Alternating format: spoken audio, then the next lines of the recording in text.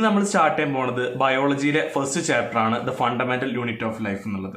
വളരെ ബേസിക് ആയിട്ടുള്ള ചാപ്റ്റർ ആണ്. നമുക്ക് ഈവൻ ഹയർ സ്റ്റാൻഡേർഡ്സിലൊക്കെ പോകുമ്പോൾ ബേസിക് ഇല്ലാത്ത പ്രശ്നങ്ങൾ വരാതിരിക്കാൻ ഇങ്ങനത്തെ ചാപ്റ്ററുകൾ നിങ്ങൾ കൂടുതൽ ഇമ്പോർട്ടൻസിൽ പഠിക്കുന്നത് നന്നായിരിക്കും. ഓക്കെ, ഈ ഒരു ചാപ്റ്ററിന് നമ്മൾ ബ്രോഡ്ലി ഒന്ന് നോക്കുകയാണെങ്കിൽ ഇത് മെയിൻ ആയിട്ടും ഒരു 2-3 ക്ലാസിഫിക്കേഷൻ ആയിട്ട് അല്ലെങ്കിൽ 2-3 മെയിൻ ടോപ്പിക്സ് ആയിട്ടാണ് സ്പ്ലിറ്റ് ചെയ്യാൻ പറ്റുക. ഫസ്റ്റ് എന്ന് പറഞ്ഞാൽ നമ്മൾ സെല്ലിനെ പറ്റിയിട്ട് ബേസിക് ആയിട്ടുള്ള കാര്യങ്ങൾ, ബേസിക് ഐഡിയാസ്, അതെങ്ങനെ ഉണ്ടാവും, അതിന്റെ സ്ട്രക്ചർ എന്താണ്, അങ്ങനത്തെ കാര്യങ്ങളൊക്കെ പഠിക്കുന്നത്. അതുപോലെ അതിന്റെ പ്രോപ്പർട്ടീസ് ഒക്കെ. പിന്നെ നമ്മൾ 2 തരം സെല്ലുകളെ പറ്റി പഠിക്കും, prokaryotic cell and eukaryotic cell. അത് ചെറിയൊരു ടേബിളേഷൻ ഒക്കെ ഉണ്ട്, വളരെ ഇമ്പോർട്ടന്റ് ആണ്. ആസ് സച്ച് എൻ എക്സാമിന് ചോദിക്കാറുണ്ട്, മാച്ച് ദ ഫോളോയിങ് ആയിട്ടും. അതല്ലാന്നുണ്ടെങ്കിൽ compare and tabulate the cells eukaryotic and prokaryotic എന്ന് പറഞ്ഞ് ഡയറക്റ്റ് ആയിട്ട് ചോദിക്കാറുണ്ട്. പിന്നെ last portion various components of a cell. ഒരു സെല്ലിന്റെ ഒരുപാട് കമ്പോണന്റുകൾസ് ഉണ്ട്. ആ കമ്പോണൻസ് എന്താണ്, അതിന്റെ പർപ്പസ് എന്താണ്. പലപ്പോഴും ആ പർപ്പസ് വെച്ചുകൊണ്ട് ക്വസ്റ്റ്യൻ ചോദിക്കാറുണ്ട്. Say for example which are called as or which components are called as suicidal bags. അങ്ങനെ ഡയറക്റ്റ് ക്വസ്റ്റ്യൻസ് ഉണ്ടാവാറുണ്ട്. ഇപ്പൊ നിങ്ങൾക്ക് MCQ മൾട്ടിപ്പിൾ ചോയ്സ് ക്വസ്റ്റ്യൻ ആണ് കൂടുതലായിട്ട് ചോദിക്കുന്നതുകൊണ്ട് അങ്ങനത്തെ പർപ്പസ് അല്ലെങ്കിൽ സൈസ് തുടങ്ങിയ കാര്യങ്ങളൊക്കെ ഡിസ്കസ് ചെയ്യുമ്പോൾ നിങ്ങൾ പ്രത്യേക ഇമ്പോർട്ടൻസ് കൊടുത്തിട്ട് നോക്കാം. ഇന്ന് നമ്മൾ എടുക്കുന്ന പോർഷൻ എന്ന് പറഞ്ഞ ഈ ഒരു ചാപ്റ്ററിന്റെ ഇൻട്രൊഡക്ഷൻ മുതൽക്ക് കുറച്ച് കാര്യങ്ങളാണ്. അപ്പൊ ഇന്ന് നമ്മൾ പഠിക്കുന്ന കാര്യങ്ങളിൽ കുറച്ചധികം ഇമാജിനേഷൻ അല്ലെങ്കിൽ കുറച്ചധികം കാര്യങ്ങൾ കണ്ടറിയേണ്ട കാര്യങ്ങളുണ്ട്. അപ്പൊ നമ്മൾ ഈ ഒരു ക്ലാസിന്റെ കൂട്ടത്തിൽ നിങ്ങൾക്ക് കുറച്ചൊക്കെ പിക്ചറുകളും അല്ലെങ്കിൽ ചെറുതായിട്ട് വീഡിയോസും കാര്യങ്ങളൊക്കെ നിങ്ങൾക്ക് ഇവിടെ കാണാൻ പറ്റുന്നതായിരിക്കും. അപ്പൊ അത് കാണുമ്പോൾ നിങ്ങൾ പഠനത്തിന്റെ കൂടെ അതുകൂടി കണ്ടു പഠിക്കുകയാണെങ്കിൽ നിങ്ങൾക്ക് നല്ല സ്കോർ വാങ്ങാനായിട്ട് പറ്റും. ഓക്കെ, സോ നമുക്ക് സ്റ്റാർട്ട് ചെയ്യാം the fundamental unit of life. ശരിക്കും സെല്ലിനെ പല രീതിയിൽ നമ്മൾ ഡിഫൈൻ ചെയ്യാറുണ്ട്, അല്ലെങ്കിൽ നമ്മൾ അതിനെ പല രീതിയിൽ വിശേഷിപ്പിക്കാറുണ്ട്. ചിലപ്പോൾ പറയും ദ കാസ്കറ്റ് ഓഫ് ലൈഫ്. നമ്മുടെ സ്റ്റേറ്റ് സിലബസിലൊക്കെ ചില ടെക്സ്റ്റ് ബുക്കിൽ നമ്മൾ കണ്ടിട്ടുണ്ട് കാസ്കറ്റ്സ് ഓഫ് ലൈഫ്, ലൈഫിന്റെ ഏറ്റവും ചെറിയ ബോക്സ് എന്നുള്ള സെൻസിൽ. ഇവിടെ നമ്മൾ പറയുന്നത് ഫണ്ടമെന്റൽ യൂണിറ്റ് ഓഫ് ലൈഫ്, അല്ലെങ്കിൽ പറയും ബേസിക് യൂണിറ്റ് ഓഫ് ലൈഫ് എന്നൊക്കെ.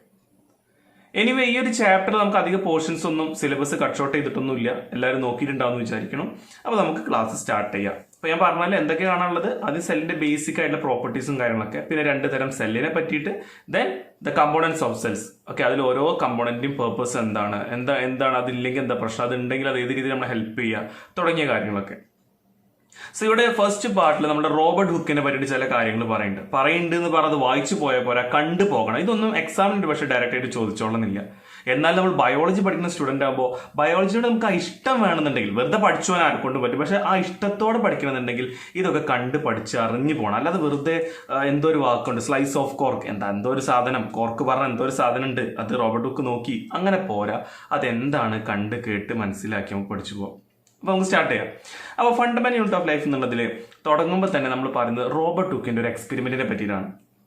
നിങ്ങൾ ഈ എന്താ പറയുക, വൈൻ ബോട്ടിലിന്റെ അല്ലെങ്കിൽ ചില പാത്രങ്ങളൊക്കെ നിങ്ങൾ ഒരു മരത്തിന്റെ കുറ്റി പോലത്തെ കഷ്ണം വെച്ച് അടച്ചത് കണ്ടിട്ടുണ്ടെങ്കിൽ കോർക്ക് നമ്മൾ അതിനെ വിളിക്കും, കോർക്ക്. ആ കോർക്ക് ശരിക്കും നമുക്കൊരു മരത്തിൽ നിന്ന് കിട്ടുന്ന പ്രൊഡക്റ്റ് ആണ് കേട്ടോ. കോർക്ക് എന്ന് പറയുന്നത് ഒരു മരത്തിന്റെ ബാർക്കാണ്, മരത്തിന്റെ തൊലി, നല്ല കട്ടിയുള്ള ഒരു തൊലിയാണ്. നിങ്ങളുടെ പിക്ചറിൽ കാണാൻ പറ്റും, ആ ബാർക്കും കാണാൻ പറ്റും, അതുപോലെ അതിന് ഉണ്ടാക്കിയ കോർക്കും നിങ്ങൾക്കൂടെ കാണാൻ പറ്റും. അപ്പൊ ഈ റോബർട്ട് ഹുക്ക് എന്ത് ചെയ്യുന്ന അറിയോ, റോബർട്ട് ഹുക്ക് എന്ത് ചെയ്തു, ആ കോർക്കിന്റെ ചെറിയൊരു പീസ്, ചെറിയൊരു ക്രോസ് സെക്ഷൻ നന്നായിട്ട് എക്സാമിൻ ചെയ്തു. അങ്ങനെ എക്സാമിൻ ചെയ്ത സമയത്ത് അതിനെ മാഗ്നിഫൈ ചെയ്ത് നോക്കിയ സമയത്ത് റോബർട്ട് ഹുക്ക് കണ്ടത് എന്താണെന്ന് അറിയാം നിങ്ങൾക്ക്, ഹണി കോംബ്, തേനീച്ചക്കൂട് ഉണ്ടല്ലേ നിങ്ങൾ, അതിൽ ചെറിയ ഹെക്സഗണൽ ഷേപ്പുകളൊക്കെ നിങ്ങൾ കാണാൻ പറ്റില്ല, അല്ലെങ്കിൽ ഒരേ പാറ്റേൺ റിപ്പീറ്റ് ചെയ്യുന്നത്, ഒരേപോലത്തെ എന്തോ സ്ട്രക്ചർ, ജോമെട്രിക്കൽ പാറ്റേൺ റിപ്പീറ്റ് ചെയ്തിട്ടാണ് ഹണി കോംബ് ഒക്കെ ഉണ്ടാക്കുന്നത്. അതുപോലെ ഈ കോർക്ക് നമ്മളുടെ റോബർട്ട് ഹുക്ക് നന്നായിട്ടൊന്ന് അനലൈസ് ചെയ്തപ്പോൾ അതിൽ ഒരേപോലത്തെ സ്ട്രക്ചറുകൾ ഒരുപാടെണ്ണം റിപ്പീറ്റ് ചെയ്ത് വരുന്നതിന് കണ്ടെത്താൻ പറ്റി. കോർക്ക് എന്താന്നൊക്കെ ടെക്സ്റ്റ് ബുക്ക് തന്നെ പറയുന്നുട്ടോ. Cork is a substance which comes from the bark of a tree. ട്രീന്റെ ബാർക്ക് എന്ന് പറഞ്ഞാൽ മരത്തിന്റെ പുറത്ത് ഒരു നല്ല കട്ടി ഉണ്ടാവില്ലേ, അതിനാണ് ബാർക്ക് എന്ന് വിളിക്കുക. അതിലൊരു പ്രത്യേക ചെടിയുടെ ബാർക്കിനെ നമ്മൾ കോർക്ക് എന്ന് വിളിക്കുക. അത് കുറച്ച് കട്ടി ഉണ്ടായിരിക്കും, നമുക്കത് ഒരുപാട് കാര്യങ്ങൾ ഉണ്ടാക്കാനായിട്ട് ഹെൽപ്ഫുൾ ആണ്. ഓക്കെ, നിങ്ങൾക്ക് ജസ്റ്റ് നെറ്റിലൊക്കെ ഒന്ന് സെർച്ച് ചെയ്താൽ തന്നെ വെസൽസ് ഉണ്ടാക്കും കോർക്ക് കൊണ്ട്, ഇതേപോലത്തെ ക്യാപ്പ് ഉണ്ടാക്കാൻ പറ്റും, ഓർണമെന്റ്സ് ഉണ്ടാക്കാനായിട്ടൊക്കെ പറ്റും. ഓക്കെ, അപ്പൊ ബാക്കി നോക്കാം. അപ്പൊ റോബർട്ട് ഹുക്ക് ഈ ഒരു ഒബ്സർവേഷൻ നടത്തി. എന്താണ് ഈ കോർക്ക് എന്നുള്ളത് നന്നായിട്ട് എക്സാമിൻ ചെയ്തപ്പോൾ അതിലെന്തോ ഒരു ഹണികോം ഷേപ്പിൽ എന്തോ റിപ്പീറ്റഡ് ആയിട്ടുള്ള പാറ്റേൺ കണ്ടു. Robert Hooke called these boxes cells. Robert ഹുക്കാണ് ഇതിന് എന്ത് ചെയ്തത്, സെൽസ് എന്ന് വിളിച്ചത്. ഇതെങ്ങനെ അദ്ദേഹം ഒബ്സർവ് ചെയ്ത്, കണ്ണുകൊണ്ട് കാണാൻ പറ്റില്ല. നിങ്ങൾ ആ ഒരു കോർക്ക് നോക്കിയാൽ നിങ്ങൾക്ക് ഈ ഹെക്സഗണൽ ഷേപ്പ് ഒന്നും കാണാൻ പറ്റില്ല. പിന്നെ എങ്ങനെ റോബർട്ട് ഹുക്ക് ഇത് കണ്ടത്, അദ്ദേഹം സ്വന്തമായിട്ട് തന്നെ ഒരു മൈക്രോസ്കോപ്പ് ഡിസൈൻ ചെയ്ത് അതിലൂടെ നോക്കിയിട്ടാണ് ഈ ഒബ്സർവേഷൻസ് ഒക്കെ ചെയ്തത്. ഈ സെല്ലിന്റെ ലാറ്റിൻ മീനിങ് അതല്ലെങ്കിൽ ലാറ്റിൻ വേർഡ് എന്താണ് കറക്റ്റ്? Little room. ഓക്കെ, അതിന്റെ ലാറ്റിൻ വേർഡ് എന്താണ്? Little room. MCQ ഒക്കെ ആയിട്ട് ചോദിക്കാൻ സാധ്യതയുള്ള ക്വസ്റ്റ്യൻ ആണ്.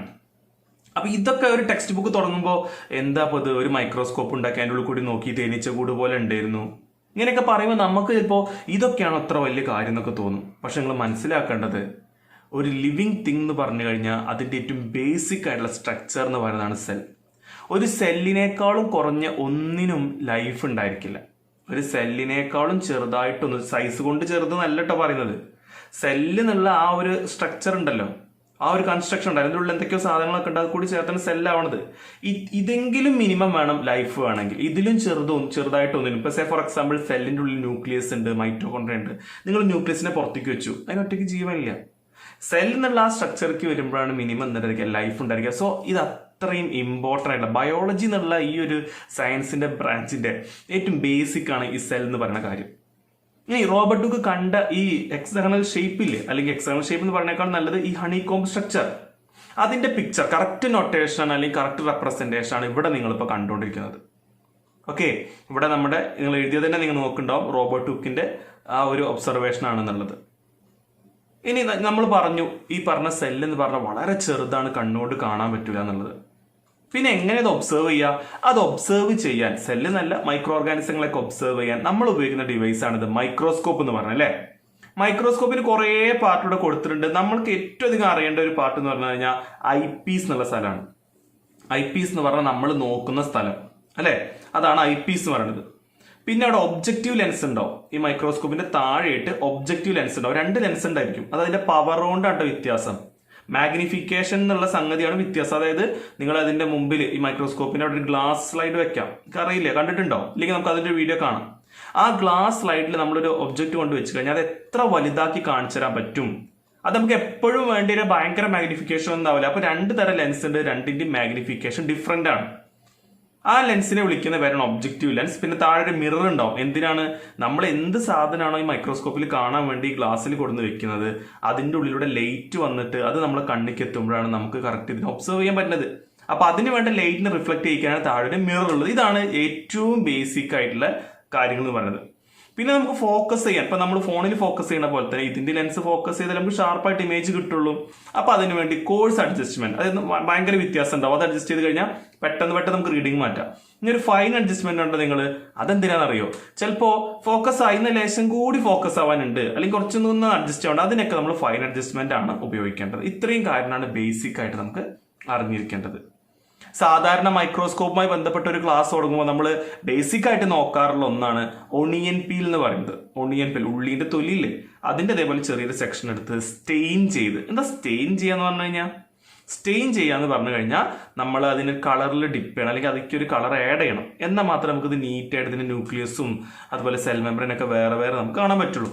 നിങ്ങൾക്ക് ജസ്റ്റ് മൈക്രോസ്കോപ്പിന്റെ ഒരു അനിമേറ്റഡ് ഫോം ഇവിടെ കാണാൻ പറ്റുന്നുണ്ടായിരിക്കും അല്ലെ, നിങ്ങളിപ്പോൾ കണ്ടിട്ടുണ്ടായിരിക്കും. അപ്പോൾ നിങ്ങൾ നേരിട്ട് ലാബിൽ പോണ സമയത്ത് നമ്മൾ ഈ കണ്ട പാർട്സ് ഒക്കെ നിങ്ങളൊന്ന് നോക്കി ഉറപ്പുവരുത്തുക.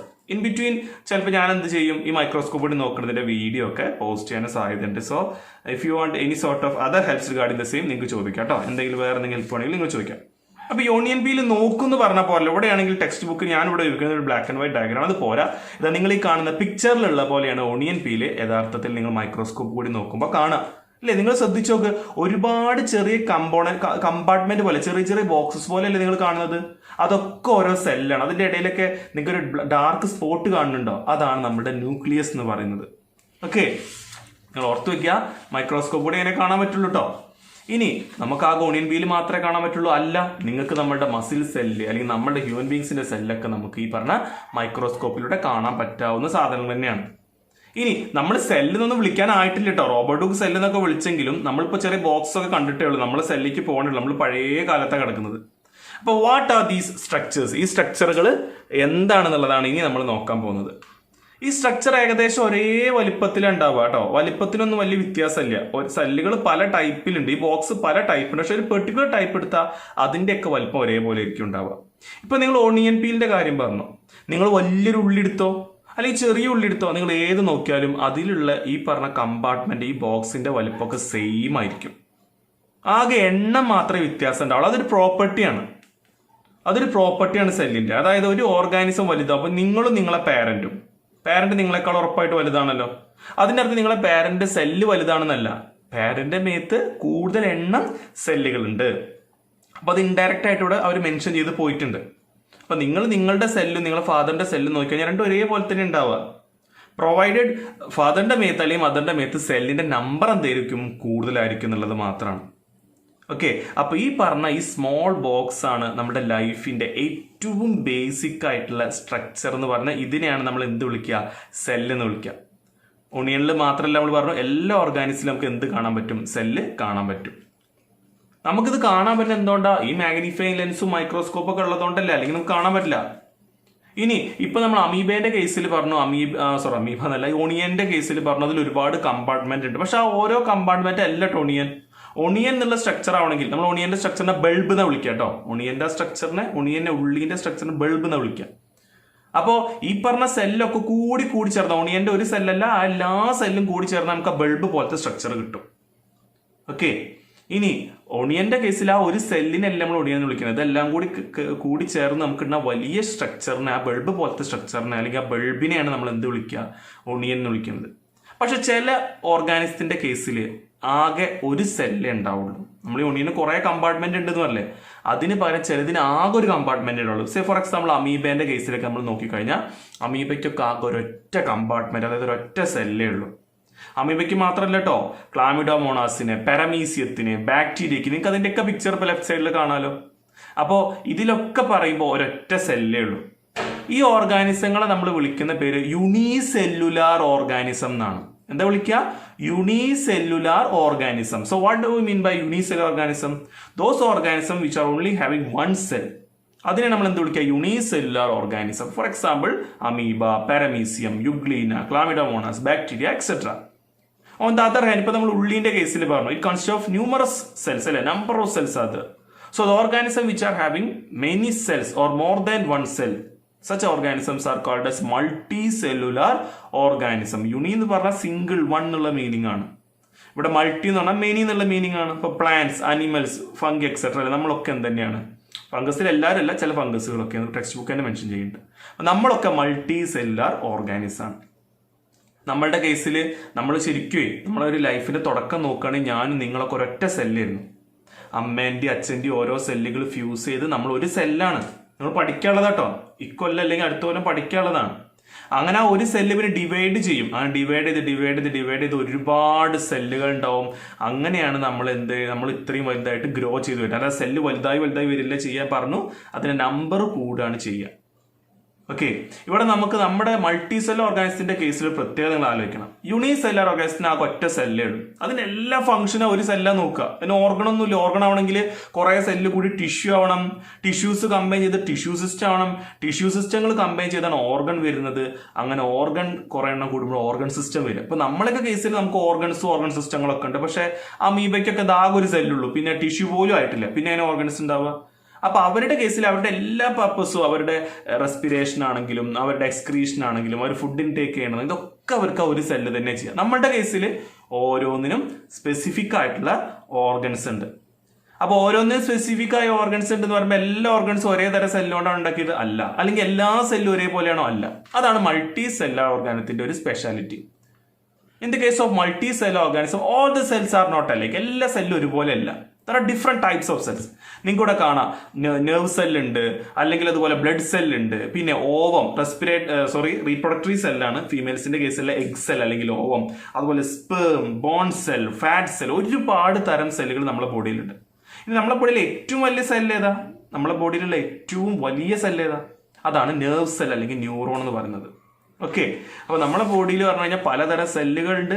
ആ സെൽസ് കമ്പൈൻ ചെയ്യുമ്പോൾ ടിഷ്യൂ ആവുക, ടിഷ്യൂസ് കമ്പൈൻ ചെയ്തതിന്റെ സിസ്റ്റംസ് കമ്പൈൻ ചെയ്യുമ്പോൾ ഓർഗൺ ആവുക, അങ്ങനെ ഓർഗൻസ് കമ്പൈൻ ചെയ്യുമ്പോൾ ഓർഗൻ സിസ്റ്റം ആവും. നമ്മളൊക്കെ ഓർഗൻ സിസ്റ്റം ലെവൽ കോംപ്ലക്സിറ്റി ഉള്ള ഓർഗാനിസങ്ങളാണ്. നിങ്ങളുടെ ടെക്സ്റ്റ് ബുക്ക് വളരെ അലൈൻഡ് ആണ്. ഫസ്റ്റ് ചാപ്റ്റർ സെല്ലിനെ പറ്റിയാണെങ്കിൽ സെക്കൻഡ് ചാപ്റ്റർ എന്തിനെ പറ്റിയിട്ട് അറിയോ? ടിഷ്യൂസിനെ പറ്റിയിട്ടാണ്. സോ നമ്മൾ ബേസിക് ആയിട്ട് തുടങ്ങി വരികയാണ്. 8ാം ക്ലാസ് വരെ എന്തൊക്കെയോ ബ്ലാ മിക്സ് ചെയ്ത് പഠിച്ചു. ഇനി അതല്ല, നമ്മൾ കണ്ടന്റിലേക്ക് വരികയാണ്. അപ്പൊ അതിന്റെ ഓർഡറിൽ നിങ്ങളെ പഠിപ്പിച്ചു പോവുകയാണ്. അപ്പൊ ഞാൻ നിങ്ങളുടെ അമീബേന്റെ കേസിൽ പറഞ്ഞു, അമീബയ്ക്ക് ആകെ ഒരൊറ്റ സെല്ലേ ഉള്ളൂ. ആ ഒരു സെല്ല് തന്നെയാണ് അമീബനെ മൂവ് ചെയ്യാൻ ഹെൽപ്പ് ചെയ്യുന്നത്. ആ ഒരു സെല്ല് തന്നെയാണ് അമീബനെ എക്സ്ക്രീറ്റ് ചെയ്യാൻ ഹെൽപ്പ് ചെയ്യുന്നത്. ആ ഒരു സെല്ല് തന്നെയാണ് റെസ്പിറേഷൻ ഹെൽപ്പ് ചെയ്യുന്നത്. അപ്പൊ അമീബേന്റെ കേസിലൊക്കെ ആ ഒരു സെല്ല്, അമീബേന്റെ കേസിൽ എന്നല്ല, ഇതുപോലത്തെ യൂണിസെല്ലുലാർ ഓർഗാനിസത്തിന്റെ കേസിലൊക്കെ ആ സിംഗിൾ സെല്ലാണ് എല്ലാ ഫംഗ്ഷനും ചെയ്യുക. ഓക്കെ, ഇനി നമ്മൾ ശ്രദ്ധിക്കേണ്ട കാര്യം, ചില കേസിൽ അമീബന്റെ സെല്ല് ഷേപ്പ് ഒക്കെ മാറുമ്പോൾ കാണാൻ പറ്റും. എന്തിനാ അറിയോ? അമീബ ഒറ്റ സെല്ലല്ലേ, അപ്പൊ അതിന് കയ്യും കാലൊന്നും ഇല്ല, നമ്മളെ പോലെ ഹോൾഡ് ചെയ്യാനൊന്നും സാധനം. അപ്പൊ അമീബയ്ക്ക് എന്തെങ്കിലും ഫുഡ് ഇൻടേക്ക് ചെയ്യണം, അമീബ എന്താ അറിയോ, അതിന്റെ സെല്ലില്ലേ അത് രണ്ട് കൈ പോലെ ഇങ്ങനെ മുന്നിലേക്ക് നീട്ടും. ഇതിന്റെ വീഡിയോ നമ്മളുടെ ഗ്രൂപ്പിലുണ്ടാവും. ഈ ഒരു വീഡിയോനെ കൂടുതൽ ഞാൻ ചേർക്കണില്ല, നിങ്ങൾ ഗ്രൂപ്പ് ശ്രദ്ധിക്കുക. അപ്പൊ അമീബ രണ്ട് കൈ ഇങ്ങനെ നീട്ടും, എന്നിട്ട് കൈ അറിയുമ്പോൾ വേറെ ഓർഗൻ ആട്ടോ, അതൊന്നുമല്ല, അമീബ സിംഗിൾ സെല്ലുകൊണ്ട് കൈന്റെ ഷേപ്പ് ഉണ്ടാക്കിയതാണ്. എന്നിട്ട് ആ ഒരു ഫുഡിനെ എൻഗൾഫ് ചെയ്യും. പറഞ്ഞ മനസ്സിലാവുന്നുണ്ടോ? ഇനി ഈ വീഡിയോയിൽ തന്നെ ചേർക്കണം എന്നുണ്ടെങ്കിൽ ഇതിൽ ചേർക്കാം. ഓക്കെ, അപ്പോൾ അത് നമുക്ക് നോക്കിയിട്ട് ഞാൻ പ്രോസസ് ചെയ്യുന്ന സമയത്ത് ശ്രദ്ധിക്കേണ്ടത്. ഇനി നെക്സ്റ്റ് നമുക്ക് നോക്കാനുള്ളത്, each living cell has the capacity to perform certain basic functions that are characteristics of all living forms. Okay, ഓരോ ലിവിംഗ് സെല്ലിനും, ലിവിംഗ് ഓർഗാനിസം എന്നല്ല പറഞ്ഞത്, ഓരോ സെല്ലിനും പല കാര്യങ്ങളും ഒരു ലിവിംഗ് തിങ് സസ്റ്റെയിൻ ചെയ്ത് പോകണമെങ്കിൽ ചെയ്യാൻ വേണ്ട ഫംഗ്ഷനുകൾ, അങ്ങനെ പല ഫംഗ്ഷനും ഈ എല്ലാ സെല്ലുകളും ഒറ്റയ്ക്ക് തന്നെ ചെയ്യാൻ അവർ റെഡിയാണ്, അവർക്ക് അതിനുള്ള കഴിവുണ്ട്. How does A living cell perform these basic function? We know that there is a division of labor in multi-cell organisms such as human beings. ഇത് ഇമ്പോർട്ടൻ്റ് ആണ് കേട്ടോ, ഡിവിഷൻ ഓഫ് ലേബർ എക്സാമിന് ചോദിക്കാറുണ്ട്. അപ്പൊ നമ്മളുടെ കേസിൽ, നമ്മളൊക്കെ മൾട്ടി സെൽ ഓർഗാനിസം ആണ്, നമ്മളുടെ കേസിൽ there is A division of labour. അതായത് നമ്മുടെ മേത്ത് ഒരുപാട് സെല്ലുണ്ട്, എല്ലാ സെല്ലും കൂടി ഒരു ഫംഗ്ഷൻ ചെയ്യാം. There is A division of labour. ഈ പണികളൊക്കെ നമ്മളെ ബോഡി ചെയ്യേണ്ട വർക്കൊക്കെ നമ്മൾ ഈ സെല്ലുകൾക്കിടയിൽ ഈ പണി ഇങ്ങനെ ഡിസ്ട്രിബ്യൂട്ട് ചെയ്തിട്ടുണ്ട്. അതാണ് ഡിവിഷൻ ഓഫ് ലേബർ എന്ന് പറയുന്നത്. ലേബർ എന്ന് പറഞ്ഞാൽ എന്താ? പണിക്കാരൻ അല്ലെങ്കിൽ പണി എന്നൊക്കെ ഉള്ളതല്ല. അപ്പൊ ആ ഒരു ഡിവിഷൻ ഉണ്ട്. ഈ വർക്കൊക്കെ ചെയ്യാൻ മൊത്തം നമ്മുടെ മേത്തുള്ള സെല്ലുകൾ നമ്മൾ ഡിവൈഡ് ചെയ്തിട്ട് ഓരോ ഫംഗ്ഷൻ ഓരോ സെല്ലുകളാണ് ചെയ്യുന്നത്. ഇപ്പൊ സേ ഫോർ എക്സാമ്പിൾ കണ്ണിന്റെ ഉള്ളിലുള്ള ഒരു സെല്ലാണ് റോഡും അതുപോലെ കോണൊക്കെ. ഈ സെല്ല് ചെയ്യുന്ന ഫംഗ്ഷൻ നമ്മൾ കയ്യിലുള്ള സ്കിന്നിലുള്ള സെല്ല് ചെയ്യാൻ പറ്റുമോ? പറ്റൂല. അതാണ് പറഞ്ഞത് അവിടെ ഡിവിഷൻ ഓഫ് ലേബർ ഉണ്ട്. ഓരോ സെല്ലിനും അല്ലെങ്കിൽ ഓരോ ടിഷ്യൂവിനും ഓരോ ഓർഗനും ചെയ്യേണ്ട പേർപ്പസ് ഡിഫറെന്റ് ആണ്. ആ പണി അവർക്ക് ഡിസ്ട്രിബ്യൂട്ട് ചെയ്ത് കൊടുത്തിട്ടുണ്ട്. This means that different parts of the human body perform different functions.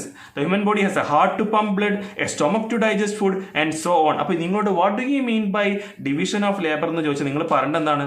Different parts of a multi-cellular organism. അപ്പോൾ നിങ്ങൾ ഹ്യൂമൻ ബോഡി എന്ന് പറയേണ്ട ആവശ്യമില്ല. ഹ്യൂമൻ ബോഡി മാത്രമല്ലല്ലോ മൾട്ടി സെല്ലുലാർ. ഹ്യൂമൻ ബോഡിന്റെ കേസിൽ ഡിവിഷൻ ഓഫ് ലേബർ എന്താ ചോദിച്ചാൽ നിങ്ങൾക്ക് പറയാം different parts of human body, അല്ലെങ്കിൽ ജനറൽ ആയിട്ട് പറയാം different parts of A multi-cell organism perform different functions. This is called as division of labor. In the case of humans, we have a heart to pump blood, we have a stomach to digest food, and so on. അത് പറഞ്ഞ കാര്യം കഴിഞ്ഞു. Okay, similarly, division of labor is also seen within a single cell in many cases. In fact, each such cell has got certain specific components within it known as cell organelles. ഈ division of labor എന്ന് പറയുന്നത് ഓരോ സെല്ലിന്റെ ഉള്ളിൽ വരെ നമുക്ക് കാണാൻ പറ്റുന്ന പറഞ്ഞത്. അതെങ്ങനെ സെല്ലിന്റെ ഉള്ളിൽ കാണാൻ പറ്റുക? കാരണം സെല്ലിന്റെ ഉള്ളിൽ ഒരുപാട് ഓർഗണലുകൾ ഉണ്ട്, സെല്ലിന് കുറെ കമ്പോണൻസ് ഉണ്ട്. അപ്പൊ സെല്ലിന്റെ കിട്ടുന്ന മൊത്തം ഫംഗ്ഷൻ എന്ന് പറഞ്ഞാൽ ഏതെങ്കിലും ഒരു സെൽ കമ്പോണന്റ് ആയിട്ട് ചെയ്യല്ല ചെയ്യുക, അല്ലെങ്കിൽ ഏതെങ്കിലും ഒരു സെൽ ഓർഗണൽ അങ്ങോട്ട് ചെയ്യല്ല ചെയ്യുക.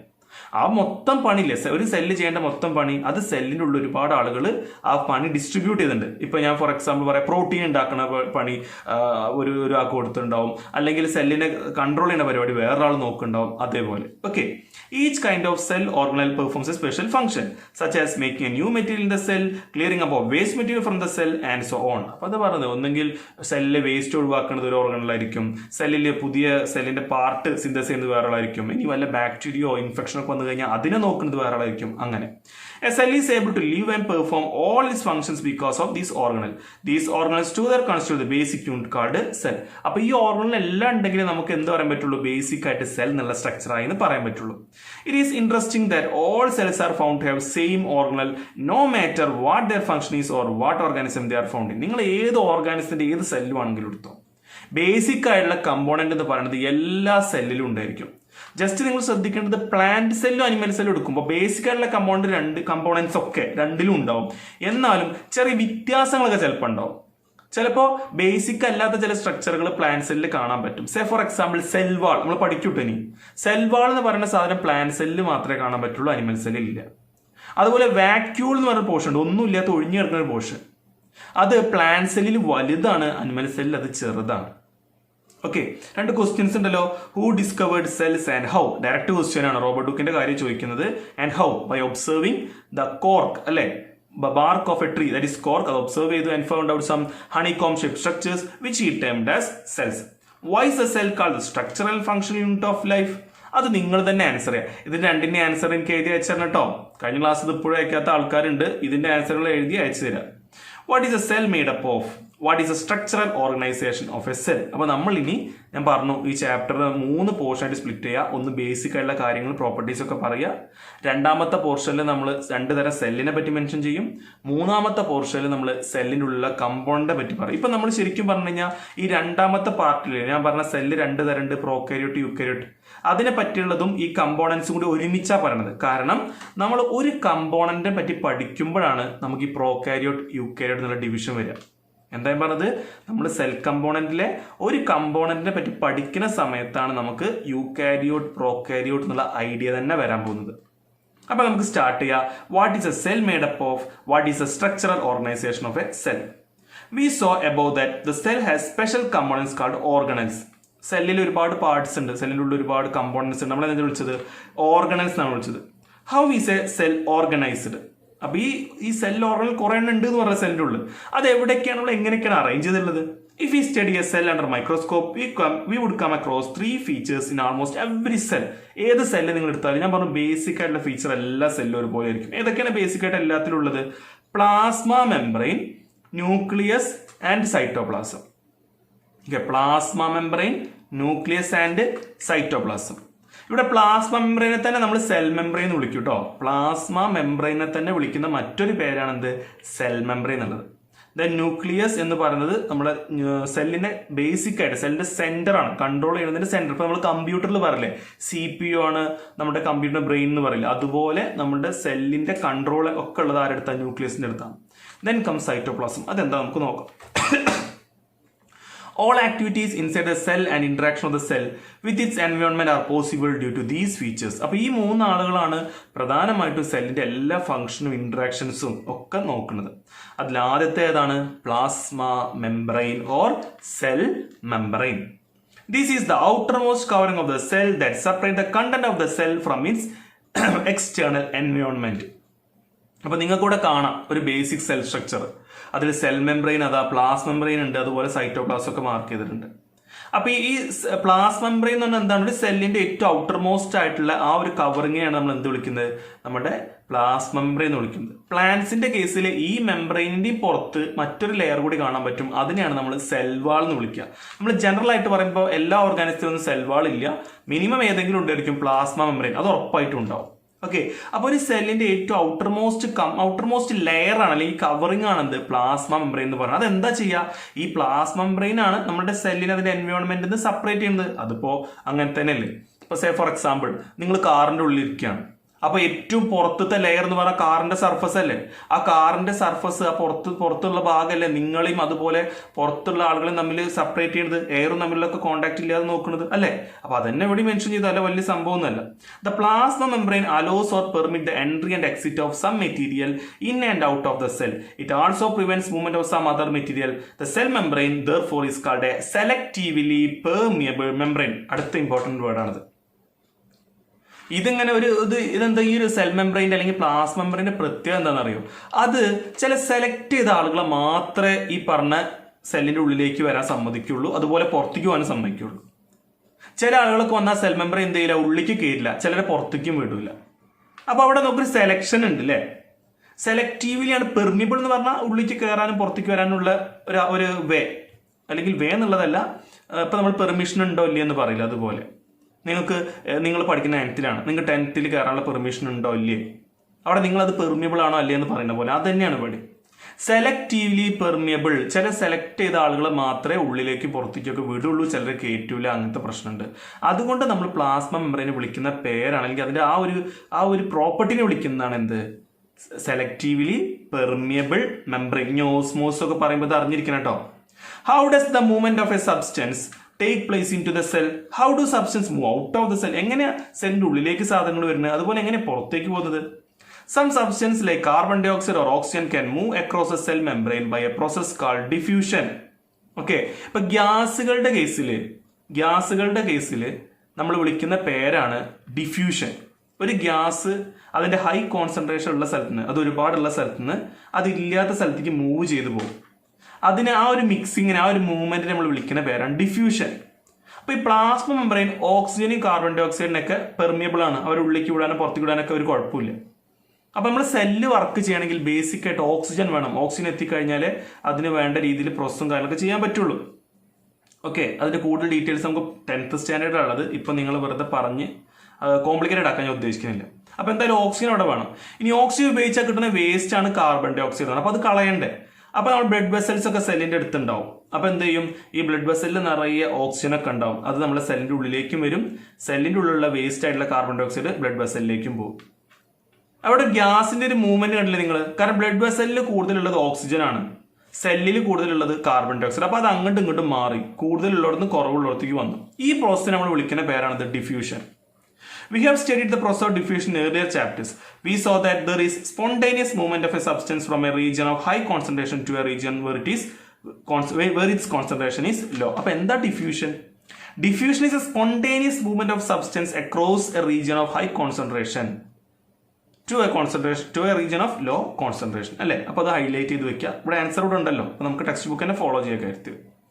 Something similar to this happens in cells when, for example, some substance like carbon dioxide, which is a cellular waste, ഞാൻ പറഞ്ഞ കാര്യം ഇവിടെ ഡിഫൈൻ ചെയ്യാൻ കേട്ടോ, accumulate in high concentrations inside the cell. അപ്പോൾ സെല്ലിൻ്റെ ഉള്ളിൽ കാർബൺ ഡൈ ഓക്സൈഡ് ആണ് കൂടുതൽ, ബ്ലഡ് വെസലിൽ ഏതാ കൂടുതൽ ഓക്സിജൻ. അപ്പോൾ അത് അങ്ങോട്ടും ഇങ്ങോട്ടും എന്ത് ചെയ്യും, സ്പോണ്ടേനിയസ് ആയിട്ട് എനർജി ഒന്നും കൊടുക്കണ്ട, തന്നാൽ എന്ത് ചെയ്തോളും, അത് ഡിഫ്യൂസ് ചെയ്തോളും.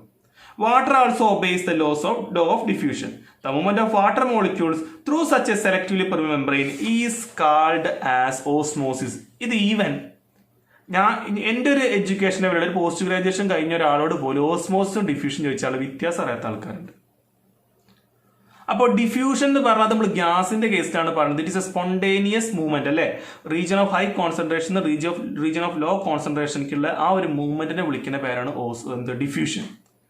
വാട്ടർ ഇതുപോലെ, വെള്ളം ഇതുപോലെ ഒരു സെലക്റ്റീവ്ലി പെർമിയബിൾ മെംബ്രെയിൻ്റെ ഉള്ളിലൂടെ പോവുകയാണെങ്കിൽ അതിനെ വിളിക്കുന്ന പേരാണ് എന്ത്, ഓസ്മോസിസ്. ഇനി നമുക്ക് കുറേ സ്ഥലത്ത് ഓസ്മോസിസ് പറയാണ്ട്, ദയവ് ഇത് മറക്കരുത്.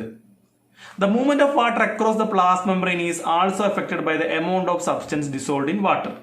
Thus, osmosis is the passage of water from a region of high water concentration through a semi-permeable membrane to a region of low water concentration. ഇവിടെ ഒരു വാട്ടർ കോൺസെൻട്രേഷൻ എന്ന് പറഞ്ഞു കേട്ടിട്ട് നിങ്ങൾ അന്തവിടണ്ട. ഇതെന്താ സംഗതി അറിയാം. ഇപ്പോൾ മാങ്ങ ഉപ്പിലിട്ടാണ് നിങ്ങളൊക്കെ വീട്ടിൽ, നമ്മൾ കണ്ണി മാങ്ങയ്ക്ക് ഉപ്പിലിട്ട് വെക്കില്ലേ, അങ്ങനെ ഉപ്പിലിട്ട് വെച്ച് നിങ്ങൾ എപ്പോഴെങ്കിലും കണ്ടിട്ടുണ്ടോ? കണ്ടിട്ടില്ലെങ്കിൽ ഇനി നിങ്ങൾ ശ്രദ്ധിക്കണം. നമ്മൾ എന്തെങ്കിലും ബോട്ടിൽ മാങ്ങയൊക്കെ കഴുകി വൃത്തിയാക്കി തുടച്ചൊക്കെ ഇട്ടു, അതിലേക്ക് നിറയെ ഉപ്പിട്ട് വെക്കും നമ്മൾ. ഈ മാങ്ങേൻ്റെ ഉള്ളിൽ ഇഷ്ടം പോലെ വെള്ളം ഉണ്ടായിരിക്കും അല്ലേ. എന്നാൽ ഇപ്പോൾ മാങ്ങേൻ്റെ പുറത്ത് എന്താ ഉള്ളത്, മാങ്കോൻ്റെ പുറത്ത് എന്താ ഉള്ളത്, ആ പാത്രത്തിൽ സാൾട്ടാണ്, അവിടെ വാട്ടർ കുറവാണ്. അപ്പൊ എന്താ ചെയ്യാറോ, മാങ്ങേൻ്റെ ഉള്ളിൽ വാട്ടർ കൂടുതലാണ്, പുറത്ത് വാട്ടർ കുറവാണ്. അപ്പൊ വാട്ടർ എന്ത് ചെയ്യും, ഇവിടെ നിന്ന് ഈ മാങ്കോന്റെ ഉള്ളിൽ നിന്ന് പുറത്തേക്ക് വരും. അപ്പോഴാണ് മാങ്ങനെ ചുങ്ങി ചെറുതാവുക, കോൺട്രാക്ട് ചെയ്ത് നിൽക്കുക. മനസ്സിലാവുന്നുണ്ടോ? അപ്പൊ ഇവിടെ നിങ്ങൾ ശ്രദ്ധിക്കേണ്ടത്, വാട്ടറിന്റെ കേസ് പറയുമ്പോൾ region of higher water concentration എന്ന് പറയുന്ന ടേം വരുന്നുണ്ട്. അതെന്താണ് കാരണം? ഇവിടെ ഞങ്ങൾ ഒരു കാര്യം ശ്രദ്ധിക്കാം. ഞാൻ സെമി പെർമനന്റ് മെംബ്രെയിൻ എടുത്തു. ഇവിടെ നല്ല സാൾട്ട് സൊല്യൂഷൻ, ഭയങ്കര കോൺസെൻട്രേറ്റഡ് സാൾട്ട് സൊല്യൂഷൻ വെച്ചു. ഇവിടെ ലോ കോൺസെൻട്രേറ്റഡ് സാൾട്ട് സൊല്യൂഷൻ, രണ്ടും തമ്മിൽ സെമി പെർമനന്റ് മെംബ്രെയിൻ ഉണ്ട്. ഇവിടെ നല്ല ഭയങ്കര ഉപ്പുള്ള വെള്ളമാണ്, ഇവിടെ അത്രയ്ക്കില്ല. അപ്പോൾ ഇവിടെ ഉപ്പ് കൂടുതലാണ്, ഇവിടെ ഉപ്പ് കുറവാണ്. അപ്പോൾ വാട്ടർ മൂവ് ചെയ്യുന്ന കാര്യം പറയുമ്പോൾ ശ്രദ്ധിക്കട്ടെ, ഇവിടെ ഉപ്പ് കൂടുതലാണ്, ഇവിടെ ഉപ്പ് കുറവാണ്. വാട്ടർ മൂവ് ചെയ്യുന്ന കാര്യം പറയുകയാണെങ്കിൽ എവിടെ നിന്ന് എങ്ങോട്ടാ മൂവ് അറിയോ, ഈ ഉപ്പ് കുറവുള്ള സ്ഥലത്ത് നിന്ന് ഉപ്പ് കൂടിയ സ്ഥലത്തേക്കാണ് പോവുക. ഈ ഉപ്പ് കുറവുള്ള സ്ഥലത്ത് നിന്ന് ഉപ്പ് കൂടിയ സ്ഥലത്തേക്ക് പോകുക. സാറിന് തെറ്റിയതല്ല കേട്ടോ. Region of low concentration of salt നിന്ന് ഹൈ കോൺസെൻട്രേഷൻ ഓഫ് സാൾട്ടിക്കാണ് വാട്ടർ മൂവ് ചെയ്യുക. എന്താ കാരണം? ഇവിടെ വാട്ടർ കുറവാണ്. അപ്പൊ ഇങ്ങനെ തല തിരിച്ച് ഉപ്പിന്റെ കേസിൽ സാൾട്ടിന്റെ കാര്യം പറയണേക്കാളും നല്ലത് എന്താണ്, ഹൈ വാട്ടർ കോൺസെൻട്രേഷൻ. ഇവിടെ ഉപ്പ് കുറവല്ലേ, അപ്പൊ വാട്ടർ കൂടുതലല്ലേ. So region of high water കോൺസെൻട്രേഷന് ലോ വാട്ടർ കോൺസെൻട്രേഷനിക്ക് വാട്ടർ മൂവ് ചെയ്യും. ഇതിനെയാണ് നമ്മൾ എന്ത് വിളിക്കുക, ഓസ്മോസിസ് എന്ന് വിളിക്കുക. ഇതുമായി ബന്ധപ്പെട്ട കുറേ ടേംസ് പ്ലസ് 1 പ്ലസ് 2 പഠിക്കാണ്ട്, ഓസ്മോട്ടിക് പ്രഷർ പഠിക്കാണ്ട്, അതിനെ പ്രിവെന്റ് ചെയ്യുക പഠിക്കാനുണ്ട്, അതിനെ എക്സ്ട്രാ നമ്മൾ എഗെയിൻസ്റ്റ് കൊടുക്കേണ്ട പ്രഷറിനെ പറ്റിയൊക്കെ പഠിക്കാനുണ്ട്. അപ്പൊ അതിന്റെ ബേസിക് ആണിത്. ഇത് നിങ്ങൾ ദയവ് ചെയ്ത് സ്കിപ്പ് ചെയ്തിരിക്കുക. What will happen if you put an animal cell or plant cell into a solution of sugar or salt in water? അപ്പൊ ഇവിടെ നമുക്ക് 3 കേസാണ് പറയുന്നത്. നിങ്ങളൊരു പ്ലാന്റ് സെൽ അല്ലെങ്കിൽ അനിമൽ സെൽ എടുക്കുക, അതിനെ നിങ്ങൾ പഞ്ചസാര വെള്ളം അല്ലെങ്കിൽ ഉപ്പുവെള്ളത്തേക്ക് ഇടാൻ പോവുകയാണ്. ഇവിടെ 3 കേസ് ഉണ്ട്, ഐസോട്ടോണിക്, ഹൈപ്പർട്ടോണിക്, ഹൈപ്പോട്ടോണിക് സൊല്യൂഷൻ എന്ന് പറഞ്ഞിട്ട്. എന്താണെന്നുള്ളത് നമ്മളിനി ഡിസ്കസ് ചെയ്യും. ഓക്കെ, അപ്പൊ ഇവിടെ ശ്രദ്ധിക്കാം. നമ്മൾ ഇപ്പം നമ്മൾ തൊട്ട് മുമ്പ് പറഞ്ഞ നിങ്ങളെ മാംഗോന്റെ എക്സാമ്പിൾ മാത്രം നിങ്ങളെ മനസ്സിൽ മതി. പുറത്ത് ഉപ്പ് കൂടുതലായിരുന്നു, ഉള്ളിൽ ഉപ്പ് കുറവാണ്, വെള്ളം കൂടുതൽ, അപ്പോൾ വെള്ളം മുഴുവൻ പുറത്തേക്കൊണ്ട് പോകുന്നു. അപ്പോൾ എങ്ങാനും നമ്മൾ ഈ എടുക്കുന്ന സെല്ലിന്റെ പുറത്ത് ഹൈ കോൺസെൻട്രേറ്റഡ് ആയിട്ടുള്ള എന്തെങ്കിലും സൊല്യൂഷൻ ആണെങ്കിൽ, ഹൈ കോൺസെൻട്രേറ്റഡ് വാട്ടർ അല്ല കേട്ടോ, ഹൈ കോൺസെൻട്രേറ്റഡ് ആയിട്ടുള്ള എന്തെങ്കിലും സൊല്യൂഷൻ ആണെങ്കിൽ നമ്മൾ സെല്ലിന്റെ ഉള്ളിലുള്ള വെള്ളം കൂടി പുറത്തേക്ക് പോകും. കാരണം സെല്ലിന്റെ ഉള്ളിൽ ഇഷ്ടംപോലെ വെള്ളമുണ്ട്, ഇവിടെ ഹൈ കോൺസെൻട്രേഷൻ എന്തോ സാധനം കിടക്കുന്നുണ്ട്, ഇവിടെ വെള്ളം കുറവാണ്. അപ്പോൾ ഇതിലുള്ള വെള്ളം കൂടി, സെല്ലിലുള്ള വെള്ളം കൂടി അങ്ങോട്ട് പോകാൻ സാധ്യതയുണ്ട്. അപ്പോൾ സെല്ലിങ്ങനെ ചുരുങ്ങി കോൺട്രാക്ട് ചെയ്ത് അവസാനം സെല്ല് ബ്രേക്ക് ആവും. അതിനൊരു വേർഡൊക്കെ പഠിക്കാണ്ട്. അതുപോലെ ഇനി തിരിച്ചെന്താ, പുറത്ത് നല്ല വെള്ളം, ഭയങ്കര എന്താ പറയുക, ഹൈ കോൺസെൻട്രേഷനിൽ വാട്ടർ പുറത്ത് നിന്ന്, സെല്ലിൻ്റെ ഉള്ളിലാണ് ഈ വാട്ടറിന്റെ കോൺസെൻട്രേഷൻ കുറവ്. അപ്പം എന്താ ചെയ്യുക, ഉള്ള വെള്ളമൊക്കെ കൂടി സെല്ലിനുള്ളിലേക്ക് കയറി വരും, സെല്ല് വലുതായി സെല്ല് ബ്രേക്ക് ആവും. ഇനി മൂന്നാമത്തെ ഒരു കേസ് ഉണ്ട്, പുറത്തുള്ള വാട്ടറിന്റെ എമൗണ്ട് സെല്ലിലുള്ള വാട്ടറിന്റെ എമൗണ്ട് സെയിം ആയിട്ടിരിക്കുക. അപ്പോൾ വാട്ടർ എങ്ങോട്ടും മൂവ് ചെയ്യില്ല. നമുക്ക് നോക്കി നോക്കാം. If the medium surrounding the cell has A higher water concentration than the cell, അതിന്റെ അർത്ഥം സെല്ലിലുള്ളതിനേക്കാളും കൂടുതൽ വെള്ളം പുറത്തുണ്ടെങ്കിൽ, അതായത് പുറത്തുള്ള സൊല്യൂഷൻ ഡയല്യൂട്ട് സൊല്യൂഷൻ ആണ്, കോൺസെൻട്രേറ്റഡ് അല്ല. എന്താണ് ഡയല്യൂട്ട് ആണ്, ഉപ്പ് വെള്ളമാണ്, പക്ഷെ കുഴപ്പമില്ല, ഉപ്പ് വളരെ കുറവാണ്, ഡയല്യൂട്ട്. നല്ലോണം ഉപ്പിട്ടാൽ എന്തായി, കോൺസെൻട്രേറ്റഡ് ആയിട്ടോ. അപ്പൊ ഇപ്പൊ പുറത്തുള്ളത് ഡയല്യൂട്ട് സൊല്യൂഷൻ ആണ്, വാട്ടർ നല്ലോണം ഉണ്ട്, സെല്ലിലുള്ളേക്കാളും വാട്ടർ പുറത്തുണ്ട്. അപ്പൊ ഓസ്മോസിസ് ഉണ്ടാവും. എന്നിട്ട് വാട്ടർ എങ്ങോട്ടാ മൂവ് ചെയ്യുക, സെല്ലിൽ നിന്ന് പുറത്തേക്ക് വരിക, പുറത്തുനിന്ന് ഉള്ളിലേക്ക് പോവുക, പുറത്തുനിന്ന് ഉള്ളിലേക്ക് പോവും അല്ലെ, പുറത്തുനിന്ന് ഉള്ളിലേക്ക് പോകും. ഇവിടെ സൊല്യൂഷൻ ഡയല്യൂട്ട് ആണ്, അല്ലെങ്കിൽ വാട്ടർ കൂടുതലാണ്. ആരെ കമ്പയർ ചെയ്യുമ്പോൾ, സെല്ലിനെ കമ്പയർ ചെയ്യുമ്പോൾ. സോ ഇവിടെ നമ്മൾ സൊല്യൂഷനെ വിളിക്കുന്നവര് ഹൈപ്പോട്ടോണിക് സൊല്യൂഷൻ എന്നാണ്. Hypotonic solution. ഇവിടെ എന്താ ഉണ്ടാവുക, ഈ വെള്ളം മുഴുവൻ സെല്ലിനുള്ളിൽ കയറും, സെല്ല് സ്വെല്ല് ചെയ്ത് വരും. ഓക്കെ, നിങ്ങൾ വല്ലാതെ സ്വെല്ല് ചെയ്യാൻ, ഇങ്ങനെ വെള്ളം കയറി അവസാനം സെല്ല് പൊട്ടിട്ടോ. അപ്പൊ നമ്മൾ സാധാരണഗതിയിലാണ് സെല്ല് പൊട്ടി പോകാണ്ടോ, പാടില്ല. അപ്പൊ നമ്മൾ അതിനെന്തെങ്കിലും പ്രിവെന്റീവ് മെഷേഴ്സ് കാണണം. പ്ലാന്റ്സിനൊക്കെ ഒരു പ്രിവെന്റീവ് മെഷർ ഉണ്ട്, അതിൻ്റെ സെൽ വാൾ ഉണ്ട്. ആ സെൽ വാൾ ഉള്ളതുകൊണ്ട് എന്താ ഗുണം, ഒരു ലിമിറ്റ് കഴിഞ്ഞാൽ പിന്നെ സെല്ലിന് വലുതാവാൻ പറ്റില്ല, സെൽ വാൾ അതിനെ പിടിച്ചു നിർത്തും അവിടെ. അപ്പോൾ വാട്ടർ ഉള്ളിലേക്ക് വരാൻ പറ്റാതാവും. Water molecules are free to pass across the cell membrane in both directions, but more water will come into cell than will leave. The net overall result is that water enters the cell is likely to swell up എന്ന് പറഞ്ഞാൽ വീർത്തു വരിക. അപ്പൊ ഒന്നാമത്തത് hypotonic ആയിരുന്നു, പുറത്ത് dilute solution. ഇനി അടുത്ത എന്താണ്, ഐസോട്ടോണിക് സൊല്യൂഷൻ. അതെന്താ, പുറത്തുള്ള സൊല്യൂഷന്റെ അതേ പവർ അല്ലെങ്കിൽ അതേ കോൺസെൻട്രേഷൻ ആണ് ഉള്ളിലുള്ളതിനും. അതായത് രണ്ടിലും വാട്ടറിന്റെ എമൗണ്ടും സൊല്യൂട്ടിന്റെ എമൗണ്ടും ഒക്കെ ഒരേപോലെ. അപ്പോൾ വാട്ടർ എങ്ങോട്ട് മൂവ് ചെയ്യൂല. ഇനി മൂവ് ചെയ്യുക എന്ന് പറഞ്ഞാൽ ശരിക്കും തെറ്റാണ്. എങ്ങനത്തെ ഈ വാട്ടർ സെല്ലിനുള്ളിലേക്ക് വരും, അതേ എമൗണ്ട് വാട്ടർ സെല്ലിൽ നിന്ന് പുറത്തേക്ക് പോകും. മുമ്പത്തെ കേസ് എന്താ അറിയോ, ഇതുപോലെ വാട്ടർ ഉള്ളിലേക്കും പുറത്തേക്കും പോകും, പക്ഷെ ഉള്ളിലേക്ക് വരുന്ന വാട്ടർ ഒരുപാട് അധികം വരും, പുറത്തേക്ക് കുറച്ചേ പോകുള്ളൂ. ഇനി തേർഡ് കേസ് നോക്കാം. അപ്പൊ ഐസോട്ടോണിക് ആട്ടത്, ഐസോ എന്ന് പറഞ്ഞാൽ സെയിം എന്നാണ്. ഐസോട്ടോണിക് സൊല്യൂഷൻ എന്ന് പറഞ്ഞാൽ ഇപ്പോൾ ഒരേ കോൺസെൻട്രേഷൻ ഉള്ള സൊല്യൂഷൻ, വാട്ടറിന്റെ മൂവ്മെന്റ് നമ്മൾ അറിയേയില്ല, ഉള്ളിലേക്ക് വരുന്ന അത്ര തന്നെ പുറത്തേക്കും പോകും. തേർഡ് കേസ് നോക്കുക. If the medium has A lower concentration of water than the cell, അതായത് ഇതിന്റെ പുറത്ത് ഒരു കോൺസെൻട്രേറ്റഡ് സൊല്യൂഷൻ ആണ്. ഉപ്പുവെള്ളമാണെങ്കിൽ നല്ല ഉപ്പുള്ള വെള്ളം, അപ്പോൾ വെള്ളത്തിന്റെ അളവ് കുറവ്, ഉപ്പ് നന്നായിട്ടുണ്ടാവും. അപ്പൊ എന്താ ചെയ്യുക, നമ്മൾ സെല്ലും വാട്ടറും കൂടി നോക്കുമ്പോൾ സെല്ലിന്റെ ഉള്ളിൽ വാട്ടർ കണ്ടന്റ് കൂടുതൽ. അപ്പൊ ഈ വാട്ടർ എങ്ങോട്ട് പോയി തുടങ്ങും, പുറത്തേക്ക് മൂവ് ചെയ്യും. അപ്പൊ നമ്മൾ സെല്ലിൽ നിങ്ങൾ ശ്രദ്ധിക്കുക, സെല്ല് അതിന്റെ വാട്ടർ കണ്ടന്റ് ഒക്കെ ഉള്ളത് ഈ സൈറ്റോപ്ലാസത്തിലാണ്. സൈറ്റോപ്ലാസം മുമ്പ് പറഞ്ഞില്ലേ, പ്ലാസ്മ മെംബ്രെയിൻ, സൈറ്റോപ്ലാസം, ന്യൂക്ലിയസ് എന്നല്ല പറഞ്ഞത്. അതിൽ നമ്മൾ ഈ പറഞ്ഞ സൈറ്റോപ്ലാസത്തിന്റെ ഉള്ളിൽ, സൈറ്റോപ്ലാസം എന്ന് പറഞ്ഞാൽ ഈ പ്ലാസ്മ മെംബ്രെയിൻ കഴിഞ്ഞാൽ ഉള്ളിൽ കാണുന്ന സ്ഥലം മുഴുവൻ എന്താണ്, നമ്മുടെ സൈറ്റോപ്ലാസം ആണ്. അതിലാണ് ന്യൂക്ലിയസും കാര്യങ്ങളൊക്കെ വെച്ചിട്ടുള്ളത്. അപ്പൊ പ്ലാസ്മ മെംബ്രെയിനുള്ള വെള്ളം മുഴുവൻ വലിഞ്ഞ പ്ലാസ്മോ ഇങ്ങനെ ചുരുങ്ങൂലേ, കോൺട്രാക്ട് ആവൂലേ. ഇവിടെ നമ്മൾ ഈ ഒരു പ്രോസസ്സിനെ വിളിക്കുന്നവർ പ്ലാസ്മോലൈസിസ് എന്നാ വിളിക്കുക, പ്ലാസ്മോലൈസിസ്. കാരണം അവസാനം ഈ പ്ലാസ്മ അല്ലെങ്കിൽ നമ്മൾ ഈ സൈറ്റോപ്ലാസം അത് ബ്രേക്ക് ചെയ്ത് പോകും. നമുക്ക് നോക്കാം. If the media has a lower concentration of water than the cell, mean that it is a very concentrated solution, the such cell will lose water by osmosis. Such a solution is hypertonic. അപ്പോൾ hypo പറഞ്ഞു, ഐസോ പറഞ്ഞു, ഇനി solution ഭയങ്കര concentrated ആണെങ്കിൽ hypotonic solution. Again, water crosses cell membrane in both directions, but this time more water leave the cell than that enters. The osmosis is a special case of diffusion through a selectively permeable membrane. അപ്പോൾ osmosis പറഞ്ഞ diffusion തന്നെയാണ്, പക്ഷേ ഇവിടെ ഒരു case അത് വാട്ടറിന്റെ കേസിലാണ് പറയുന്നത്. പിന്നെ സെലക്റ്റീവ്ലി പെർമിയബിൾ മെമ്പറൈൻ എടുത്തു പറയണം. ഡിഫ്യൂഷൻ ഇപ്പോൾ സെലക്റ്റീവ്ലി പെർമിയബിൾ മെമ്പറൈൻ എന്ന് പറയേണ്ട ആവശ്യമില്ല. പക്ഷെ ഓസ്മോസിസ് പറഞ്ഞാൽ ഉറപ്പായിട്ട് നിങ്ങൾ എന്ത് പറയണം, സെലക്റ്റീവ്ലി പെർമിയബിൾ മെമ്പറൈൻ എന്നുള്ളത് എടുത്തു പറയണം. Okay, we can also try a similar activity with dried raisins and apricots. Okay, വേണ്ട, അപ്രിക്കോഡ്സ് അതൊരു എക്സാമ്പിൾ ആണ്. അതായത് ഇപ്പൊ നിങ്ങൾ മുന്തിരി അത് ഉണക്കമുന്തിരി നിങ്ങൾ എടുക്കുക. അതാണല്ലോ നമ്മൾ റെസിൻ എന്ന് പറയുന്നത്. റെസിൻസ് നിങ്ങൾ വെള്ളത്തിന് കൊണ്ടിട്ട് കുറച്ച് കഴിയുമ്പോൾ അതിങ്ങനെ വീർത്ത് വരുന്ന കാണാം. കാരണം എന്താണ്, അത് ഇപ്പോൾ കിടക്കുന്നത് ഹൈപ്പോട്ടോണിക് സൊല്യൂഷനിലാണ്. പുറത്ത് ഇഷ്ടംപോലെ വെള്ളമുണ്ട്. ഈ ഡ്രൈഡ് ഗ്രേപ്പിന്റെ ഉള്ളിൽ അല്ലെങ്കിൽ റെസിൻസിന്റെ ഉള്ളിൽ വാട്ടർ തീരെ ഇല്ല. അപ്പോൾ വാട്ടർ ഫുള്ള് ഇതിൻ്റെ ഉള്ളിലേക്ക് ആഡ് ചെയ്യും. അപ്പോൾ അത് സ്വെല്ലപ്പ് ചെയ്യും. Okay, unicellular fresh water organism and most plant cell tend to gain water through osmosis. അപ്പൊ നമ്മൾ ഈ പ്ലാന്റ്സ് എന്നൊക്കെ പറഞ്ഞാൽ എപ്പോഴും പുറത്തല്ലേ, വാട്ടറിനോട് എക്സ്പോസ്. അപ്പൊ എപ്പോഴും വാട്ടർ ഉള്ളിലേക്ക് വരാൻ ടെൻഡൻസി ഉണ്ടാവും. Absorption of water by plant roots is also an example of osmosis. ഇതൊക്കെ ഓസ്മോസിന്റെ എക്സാമ്പിൾ ആണ്. Thus, diffusion is important in exchange of gases and water in the life of cell. In addition to this, the cell also obtains nutrition from its environment. Different molecules move in and out of the cell through a type of transport requiring use of energy in the form of ATP. ഈ ATP എന്താണെന്ന് ആലോചിച്ച് നിങ്ങൾ തല പുണ്ണാക്കണ്ട. ഞാൻ just ഒരു കാര്യം പറഞ്ഞു തരാം, അത് നിങ്ങൾ പഠിക്കും വേണ്ട. ATPന്റെ ഫുൾ ഫോം അഡിനോസിൻ ട്രൈഫോസ്ഫേറ്റ് എന്നാണ്. അത് എവിടുന്നാ കിട്ടുന്നത്, അതിന്റെ ഉപയോഗം എന്താണ്? നമ്മൾ ഫുഡ് കഴിക്കുമ്പോൾ ആ ഫുഡ് എന്തിനാ കഴിക്കുന്നത്? എനർജി കിട്ടാനാണ്. പ്ലാന്റ്സും ഫുഡ് പ്രിപ്പയർ ചെയ്യുന്നുണ്ട്, അത് അവർ എനർജി ആയിട്ട് ഉപയോഗിക്കുന്നുണ്ട്. അപ്പൊ ഉള്ള ഫുഡൊക്കെ കൂടി എനർജി ആക്കി മാറ്റേണ്ട ആവശ്യമില്ല, ഇല്ലല്ലോ. കാരണം ആവശ്യത്തിന് എനർജി കിട്ടിയാൽ പോരെ. അപ്പൊ അവരെന്ത് ചോദിച്ചാല് ഈ എനർജീനെ അല്ലെങ്കിൽ ഈ ഫുഡിനെ ഫുഡിനെ അല്ലെങ്കിൽ ഫുഡിന് കിട്ടുന്ന എനർജീനെ അവർ എനർജി കറൻസി ആക്കിയിട്ട് മാറ്റും.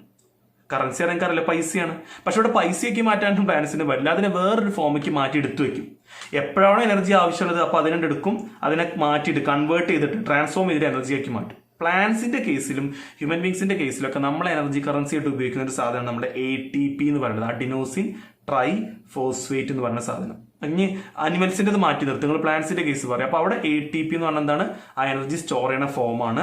അപ്പൊ എപ്പോഴെങ്കിലൊക്കെ ഈ ട്രാൻസ്പോർട്ടിന് എനർജി വേണമെങ്കിൽ അവർ ATP ഉപയോഗിച്ചിട്ടാണ് ട്രാൻസ്പോർട്ട് ചെയ്യുക. The plasma membrane is flexible and is made up of organic molecule called lipid and protein. Plasma membrane ഉണ്ടാക്കിയുള്ളത് വളരെ കോംപ്ലക്സ് ആയുള്ള സ്ട്രക്ചറാണ്. ഒരുപാട് തിയറി ഒക്കെ ഉണ്ട്. അതിൽ ലിപ്പിഡ് ബൈലെയർ എന്നുള്ള സ്ട്രക്ചറാണ് ഇപ്പം നമ്മൾ ആക്സെപ്റ്റ് ചെയ്തിട്ടുള്ളത്. നിങ്ങൾ +1 ഉള്ളത് വരച്ചും കണ്ടൊക്കെ പഠിക്കാനുണ്ട്. ലിപ്പിഡ്സ് എന്ന് പറഞ്ഞാൽ ശരിക്കും ഫാറ്റ് മോളിക്യൂൾസ് ആണ്, പിന്നെ പ്രോട്ടീൻസും. അപ്പൊ ഫാറ്റും പ്രോട്ടീനും അല്ലെങ്കിൽ ലിപ്പിഡും പ്രോട്ടീനും വെച്ചിട്ടാണ് പ്ലാസ്മ മെംബ്രെയിൻ ഉണ്ടാക്കിയിട്ടുള്ളത്. However we can observe the structure of plasma membrane only through an electron microscope. അതെന്താ ഇലക്ട്രോൺ മൈക്രോസ്കോപ്പ് എന്ന് പറഞ്ഞു കഴിഞ്ഞാൽ? മൈക്രോസ്കോപ്പ് പ്രധാനമായിട്ടും 3 തരത്തിലുള്ളത് നിങ്ങൾ കാണാൻ സാധ്യതയുള്ളത്. ഒന്ന് നമ്മുടെ സാധാരണ മൈക്രോസ്കോപ്പ്, പിന്നെ സെമ്മും ടെമ്മും. സെം എന്ന് പറഞ്ഞാൽ സ്കാനിങ് ഇലക്ട്രോൺ മൈക്രോസ്കോപ്പ്, ടെം എന്ന് പറഞ്ഞാൽ ടണലിംഗ് ഇലക്ട്രോൺ മൈക്രോസ്കോപ്പ്. ഇലക്ട്രോൺ മൈക്രോസ്കോപ്പിന്റെ ഗുണം അതൊരു ഒബ്ജക്റ്റിനെ 10 lakh 20 lakh ഒക്കെ ടൈംസ് എന്ത് ചെയ്യും, സൂം ചെയ്ത് മാഗ്നിഫൈ ചെയ്ത് കാണിച്ചു തരും. ഈവൻ നമുക്ക് ആറ്റംസ് വരെ കാണാൻ പറ്റും അതിലൂടെ കൂടി, which we can see through a normal microscope.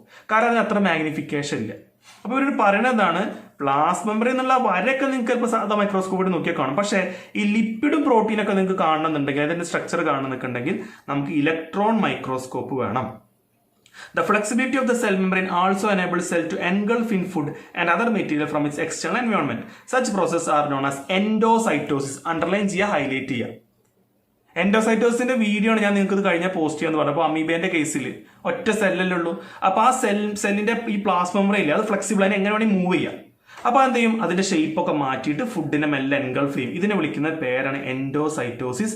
Amoeba food intake ചെയ്യുന്നത് ഈ ഒരു പ്രോസസ്സ് വഴിയാണെന്നാണ് പറയുന്നത്. ഓക്കെ, അപ്പൊ നമ്മളിപ്പോ ഇന്ന് കണ്ട ഭാഗങ്ങൾ എന്തൊക്കെയാണ്? നമ്മളെ ബേസിക് ആയിട്ടുള്ള സെല്ലിന്റെ സ്ട്രക്ചർ പറഞ്ഞു, അല്ലെങ്കിൽ റോബോട്ടിക്കിന്റെ എക്സ്പെരിമെന്റ് പറഞ്ഞു, അദ്ദേഹം കണ്ട കാര്യങ്ങൾ നമ്മളും കണ്ടു, കോർക്ക് കണ്ടു, അതുപോലെ മൈക്രോസ്കോപ്പിനെ പറ്റിയിട്ട് പറഞ്ഞു, ഒണിയന്റെ സെല്ലിനെ പറ്റിയിട്ട് പറഞ്ഞു. ദെൻ ഈ സ്ട്രക്ചറുകളൊക്കെ ഒരേപോലെയാണ്. അത് യൂണിസെല്ലാർ ഉണ്ട്, മൾട്ടി സെല്ലാർ ഉണ്ട്. മൾട്ടി സെല്ലാർ പലതരം സെല്ലുകളുണ്ട് നമ്മൾ മെൻഷൻ ചെയ്തു. പിന്നെ അതിന്റെ ശേഷം നമ്മൾ എന്താ ചെയ്തത്, നമ്മൾ ഈ സെല്ലിന്റെ ഈ ഒരു കൺട്രോൾ ഒക്കെ പോസിബിൾ ആണ് അതിനുള്ള ഓർഗനൽസ് വെച്ചിട്ടാണ്. അതിൽ ഒരു ഓർഗനൽ നമ്മൾ ഡിസ്കസ് ചെയ്ത് ഏതാണത്, പ്ലാസ്മ മെംബ്രെയിൻ അല്ലെങ്കിൽ സെൽ മെംബ്രെയിൻ. ഇനി നെക്സ്റ്റ് ബയോളജി ക്ലാസ്സിൽ നമ്മൾ എന്ത് ചെയ്യും, നമ്മൾ സെൽ വാൾ, അതുപോലെ ന്യൂക്ലിയസ്, അങ്ങനെ ഒരു 3 or 4 സെൽ കമ്പോണന്റുകളെ പറ്റി നമ്മൾ കാണും. ഓക്കെ, അപ്പൊ ഇന്നത്തെ ദിവസം നമ്മൾ പ്രധാനമായിട്ട് പഠിച്ച ചില വാക്കുകളുണ്ട്. For example division of labour, അല്ലെങ്കിൽ ഇവിടെ നമ്മൾ പറഞ്ഞു എൻഡോസൈറ്റോസിസ്. ഇതൊക്കെ നിങ്ങൾ ഒരു തവണ കൂടി നോക്കണം. നിങ്ങൾക്ക് കേൾക്കുമ്പോൾ മനസ്സിലാവേണ്ടത് കരുതിയിട്ട് നിങ്ങൾ ആ ഒരു ഓവർ കോൺഫിഡൻസ് വന്നു പോകരുത് ദയവ് ചെയ്ത്. എല്ലാ പ്രാവശ്യം കുട്ടികൾക്ക് പറ്റുന്നതാണ്. നമ്മൾ ക്ലാസ് ഒക്കെ എടുക്കുമ്പോൾ നല്ലോണം മനസ്സിലാവും. അപ്പൊ ഇത്രയൊക്കെ ഉള്ളൂ വിചാരിച്ചിട്ട് അവിടെ വെക്കും, പിന്നെ പഠിക്കാൻ നോക്കുമ്പോൾ ഓർമ്മ ഉണ്ടാവില്ല. അപ്പൊ നിങ്ങൾക്ക് ആ ഒരു അബദ്ധം പറ്റാതിരിക്കട്ടെ, നന്നായിട്ട് ശ്രമിക്കുക. എന്തെങ്കിലുമൊക്കെ സംശയം ഉണ്ടെങ്കിൽ അത് ക്ലിയർ ചെയ്യുക. ഓക്കെ, എക്സാം ഒക്കെ ആകുമ്പോഴേക്കും നമുക്ക് പോർഷനൊക്കെ മൈൻഡപ്പ് ചെയ്യാം. ഒന്നും പ്രശ്നമുള്ള കാര്യമില്ല. എത്ര വട്ടം നമുക്ക് റിവൈസ് ചെയ്യാം. ഇപ്പൊ സെൻട്രൽ തന്നെ നമ്മൾ 3 or 4 തവണയൊക്കെ റിവൈസ് ചെയ്യാറുണ്ട്. അപ്പൊ നിങ്ങൾക്ക് എന്തെങ്കിലും സംശയം ഉണ്ടെങ്കിൽ ചോദിക്കുക. ഇനിയിപ്പോൾ എക്സാം ആകുമ്പോൾ നമുക്ക് റിവിഷൻ സെപ്പറേറ്റ് ക്ലാസ് വെക്കാം, ഒന്നും കുഴപ്പമുള്ള കാര്യമില്ല. But if any sort out doubt, please clear without hesitation. Will see in the video. Thank U.